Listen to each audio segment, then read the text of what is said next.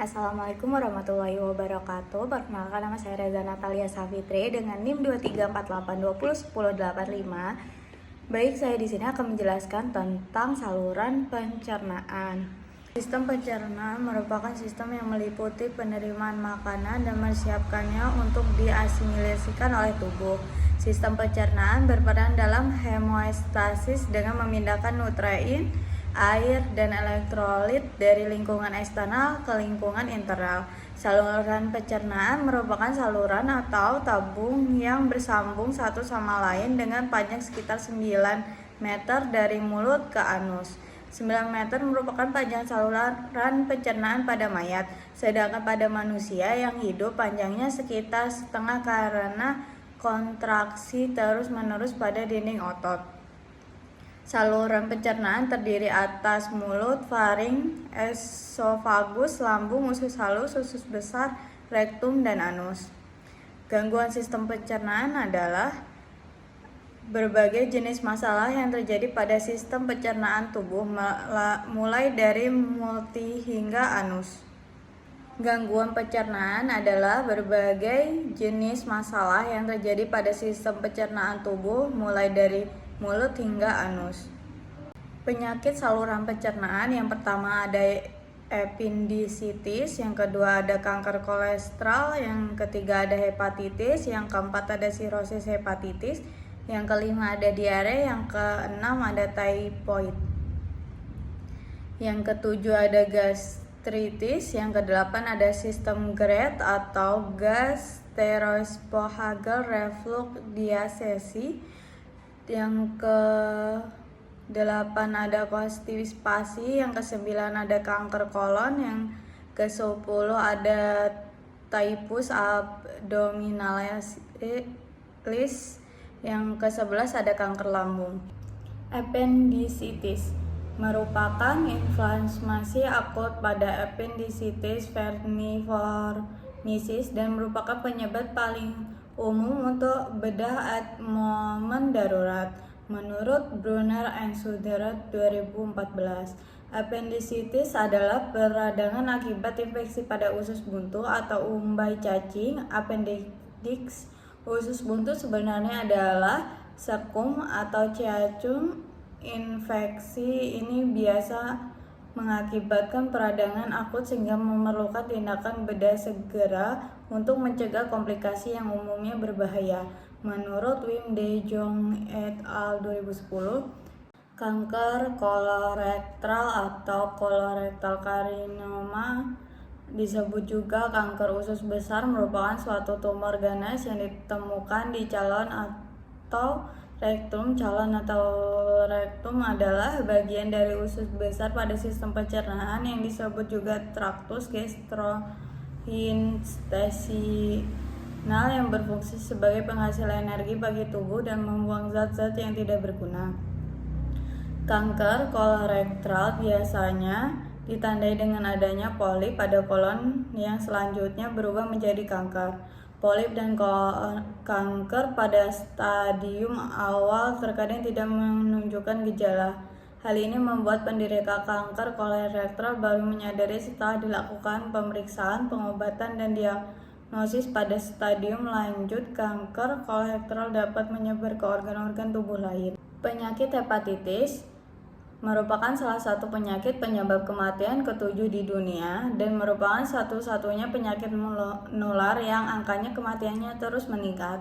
Menurut WHO 2023, hepatitis merupakan penyakit inflamasi pada hepar yang dapat sembuh dengan sendirinya atau dapat mengakibatkan fibrosis hebat dan mengakibatkan komplikasi yang berat. Hepatitis virus merupakan salah satu penyebab paling sering, tetapi penyebab lainnya seperti infeksi, intoleransi zat lain seperti alkohol dan obat-obatan, dan penyakit autoimun juga dapat menjadi penyebab hepatitis.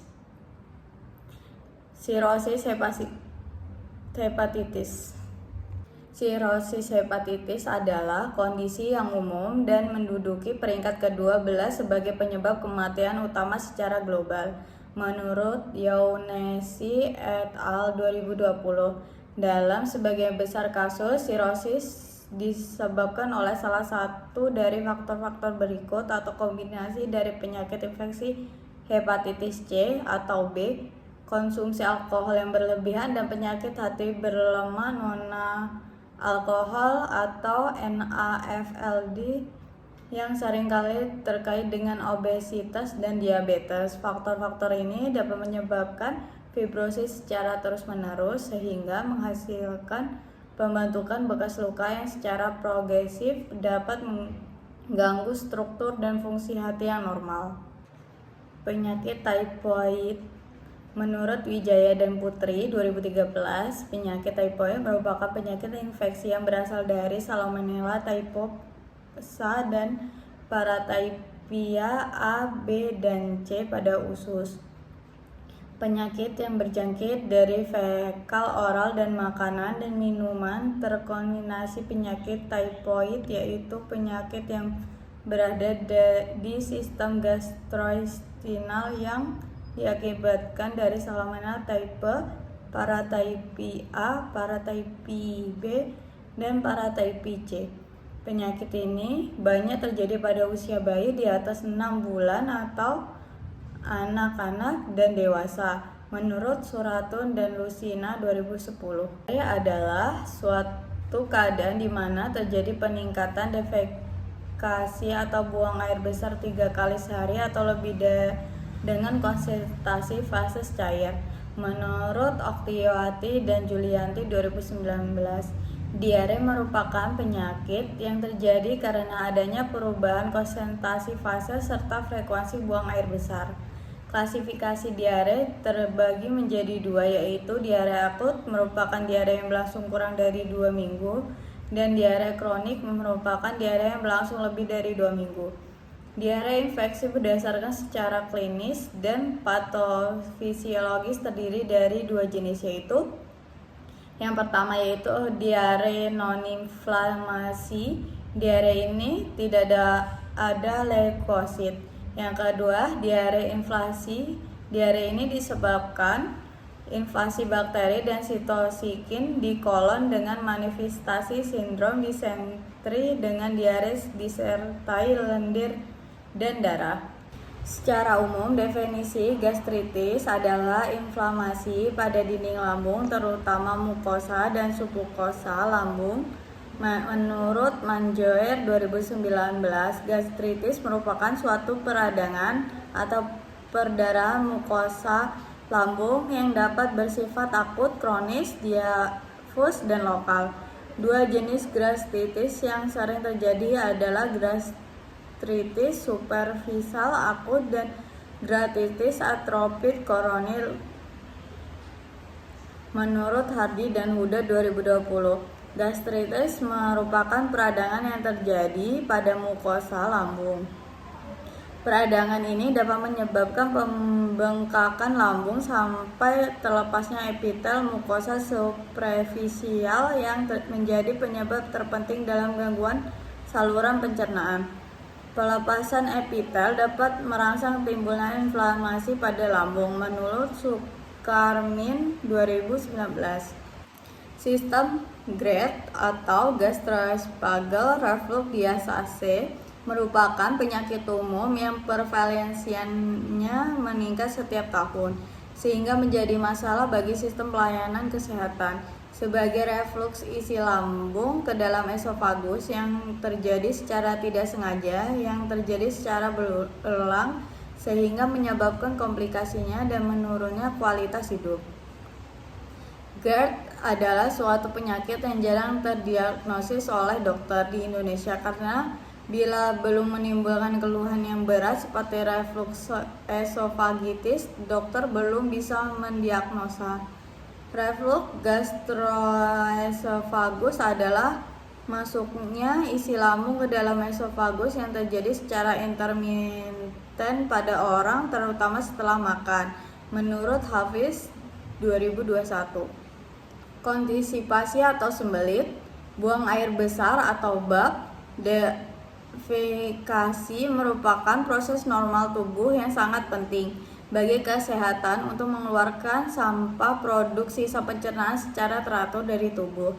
Seorang dapat melakukan buang air besar bersifat individual, ada yang 1 kali lebih dalam sehari, bahkan ada yang mengalami 3-4 hari atau lebih dalam 1 minggu. Konstipasi yang terjadi sekali mungkin tidak terdampak pada gangguan sistem tubuh. Namun bila konstipasi tidak teratur menyebabkan masalah gangguan saluran pencernaan dan sistem tubuh lain, seperti rasa tidak nyaman, konstipasi, vessel infection, nyeri, perdarahan, dan bila terjadi berulang dalam jangka waktu yang lama dapat menimbulkan beberapa komplikasi antara lain hipertensi arterial, vessel infection, hemoroid, fisura anis, serta megakolon. Konstipasi adalah penurunan frekuensi defeksi buang air besar yang diikuti oleh pengeluaran feses yang lama, keras, kering, dan disertai upaya mengejan serta defeksi. Konstipasi merupakan gejala, bukan merupakan penyakit, dari seorang pernah mengalami menurunnya frekuensi hingga beberapa hari, disertai dengan pengeluaran feses yang sulit, keras, dan mengejan sehingga menyebabkan rasa tidak nyaman dan nyeri pada rektum. Menurut Kasiyati 2019, kanker kolon adalah keganasan yang berasal dari jaringan usus besar, terdiri dari kolon, bagian terpanjang dari usus besar, dan atau rektum, bagian kecil terakhir dari usus besar sebelum anus. Menurut Whiter dan McCann 2019, kanker ini disebabkan oleh pertumbuhan sel yang tidak terkontrol, umumnya berasal dari mukosa yang berubah menjadi adenoma dan secara progresif menjadi karisinoma. Menurut Minhajat 2017, kanker lambung termasuk dalam 5 besar jenis kanker yang sering diderita dan merupakan penyumbang kematian terbanyak ketiga di seluruh dunia. Kanker lambung merupakan kanker yang berawal dari organ pencernaan, yakni di bagian lambung, dan menyebar atau menyerang ke jaringan yang lain. Kanker lambung atau Chagaster merupakan kondisi di mana sel-sel abnormal tumbuh terus-menerus secara tak terbatas di dalam lapisan lambung. Kanker lambung merupakan neoplasma maligna yang ditemukan di dalam lambung, biasanya adenokarsinoma. Sebagian besar kanker lambung merupakan jenis adenokarisma atau sel kanker yang mengeluarkan lendir serta cairan lainnya. Jenis kanker lambung lainnya adalah tumor karsinoid gastrointestinal, tumor stroma gastrointestinal, dan leiomyosarkoma dan limfoma. Kanker lambung biasanya terjadi karena fluktuasi tingkat keasaman dan dapat hadir dengan gejala yang samar-samar. Gejala awal kanker lambung adalah mulas, nyeri pada perut bagian atas, mual, dan kehilangan nafsu makan. Typhus abdominalis adalah penyakit yang disebabkan oleh kuman Salmonella typhi atau Salmonella paratyphi dengan keluhan demam 1 minggu atau lebih, disertai dengan gangguan pencernaan dengan atau tanpa gangguan kesadaran. Sekian presentasi dari saya. Bila ada kurangnya saya minta maaf. Saya akhiri dengan wassalamualaikum warahmatullahi wabarakatuh.